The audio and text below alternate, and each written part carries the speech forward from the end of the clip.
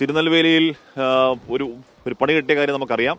കേരളത്തിൻ്റെ ആശുപത്രി മാലിന്യങ്ങൾ കൊണ്ട് അവിടെ തള്ളി ചടപടയും നടപടി ഉണ്ടായി. അവിടുന്ന് വലിയ പ്രതിഷേധം ഉണ്ടായി.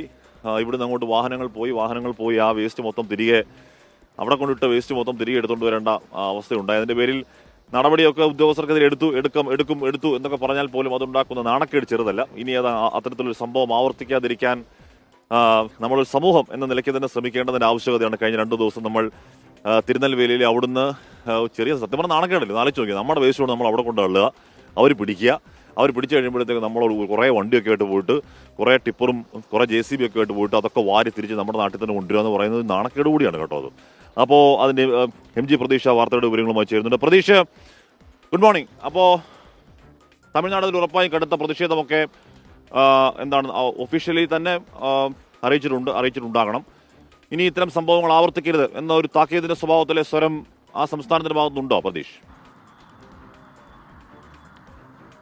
ഹാഷ്മി, തീർച്ചയായും. കാരണം സംസ്ഥാനത്തെ സംബന്ധിച്ച് അത്യന്തം നാണക്കേടുണ്ടാക്കിയ സംഭവം തന്നെയാണ് ഈ കേരളത്തിലെ ആശുപത്രി മാലിന്യങ്ങൾ തമിഴ്നാട് തിരുനെൽവേലിയിൽ കൊണ്ട് നിക്ഷേപിച്ചത്. ഇതിൽ ശക്തമായൊരു നടപടിയിലേക്ക് സംസ്ഥാന സർക്കാർ കടന്നു എന്നതാണ് ഏറ്റവും പ്രധാനപ്പെട്ട കാര്യം. ഇന്ന് ഈ മാലിന്യ നീക്കം ഇന്നും തുടരുമെന്നതാണ് മറ്റൊരു പ്രധാനപ്പെട്ട കാര്യം. കാരണം ഇന്നലെ 18 ലോഡ് മാലിന്യമാണ് തിരുനെൽവേലിയിൽ നിന്ന് നീക്കം ചെയ്തത്. ഇനി 4 ലോഡ് മാലിന്യം കൂടി അവശേഷിക്കുന്നു എന്നതാണ് തമിഴ്നാടും കേരളവും അറിയിക്കുന്ന കാര്യം. ഈ കുണ്ടാനഗർ, പളവൂർ എന്നീ ഗ്രാമങ്ങളിൽ നിന്നാണ് മാലിന്യം ഇനി നീക്കം ചെയ്യാനുള്ളത്. 4 ലോഡ് മാലിന്യം കൂടി മാറ്റുന്നതോടുകൂടി തന്നെ പൂർണ്ണമായും മാലിന്യ നീക്കം പൂർത്തിയാകും. 70 അംഗ ഉദ്യോഗസ്ഥർ 5 സംഘങ്ങളായി തിരിഞ്ഞായിരുന്നു ഈ മാലിന്യ നീക്കം നടത്തിയത്. ഇന്ന് ഉച്ചയോടുകൂടി തന്നെ ഇത് പൂർണ്ണമായും പൂർത്തിയാകും. കാരണം ഹരിത ട്രൈബ്യൂണൽ നൽകിയ സമയപരിധി ഇന്നലെ അവസാനിച്ചിരുന്നു. ഈ കേസ് ഹരിത ട്രൈബ്യൂണൽ ഇന്നും പരിഗണിക്കുന്നുണ്ട്. അതുകൊണ്ട് തന്നെയാണ് സംസ്ഥാന സർക്കാരിൻ്റെ ഭാഗത്ത് നിന്ന് വളരെ പെട്ടെന്ന് തന്നെ ഒരു നടപടികളിലേക്ക്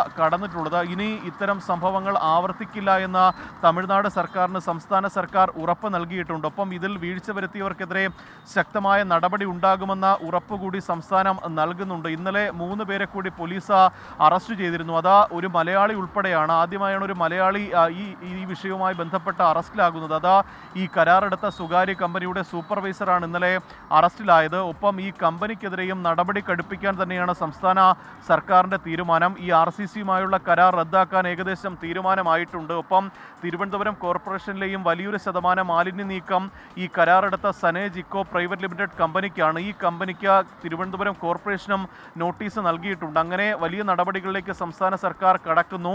അല്പസമയത്തിനകം തന്നെ ഈ മാലിന്യ നീക്കം ഇന്ന് തിരുനെൽവേലിയിൽ പുനരാരംഭിക്കുകയും ചെയ്യും. ഹാഷ്മി. ഓക്കെ, MG പ്രതീക്ഷയാണ് ആ വാർത്തയുടെ വിവരങ്ങൾ നൽകിയത്. ജയൻ നായർ പറയുന്നുണ്ട്, ഹാഷ്മി ഇത് നാണക്കേടല്ല, അടിയൊളുത്തരമാണ്, തല്ലിയൊളുത്തരമെന്ന് പറയുന്നുണ്ട്. ചെറുതിൽ വേണമെങ്കിൽ അങ്ങനെ പറയാം കേട്ടോ. മാലിന്യമുക്ത കേരളം എന്ന് വിഭാവനം ചെയ്യുന്ന ഇതൊന്നും അല്ല എന്നൊരു അമ്പിളി തോമസിന്റെ പ്രതികരണമുണ്ട്. അപ്പോൾ അങ്ങനെ ആ വിഷയത്തോട് സ്വാഭാവികമായും വലിയ രീതിയിലുള്ള പ്രതികരണം ഉണ്ടാകുന്നുണ്ട്. കാര്യം അത് ആദ്യമായിട്ടാണ്. ഇത് മാത്രമല്ല, ഇത് കുറേ നാളായി തുടരുന്ന സംഗതിയാണ് എന്ന് പറയുന്നുണ്ട്. അപ്പോൾ അത് ആദ്യമായിട്ടല്ല എന്ന് പറയുന്നുണ്ട്. അപ്പോൾ ഇനിയെങ്കിലും അത് കയ്യോടെ പിടിക്കപ്പെട്ട സാഹചര്യത്തിൽ ഇനിയെങ്കിലും അത്തരത്തിലുള്ള കുൽസിത പ്രവർത്തനങ്ങൾ നടത്താണ്ടിരിക്കട്ടെ എന്ന് നമുക്ക് ആഗ്രഹിക്കാനുള്ളൂ. അപ്പോൾ കൃത്യമായ ഒരു മോണിറ്ററിംഗ് ഉണ്ടാവട്ടെ. നമ്മൾ എടുത്തുകൊണ്ട് പോകുന്ന വേസ്റ്റുകൾ എങ്ങോട്ടേക്കാണ് പോകുന്നത്, മറ്റ് സംസ്ഥാനങ്ങളിലേക്ക് വല്ലതും പോകുന്നുണ്ടോ, സംസ്ഥാനത്തിന് നാണക്കേട് മാത്രമല്ല ഇരട്ടി ചെലവുണ്ടാക്കി എന്നുള്ളതാണ്.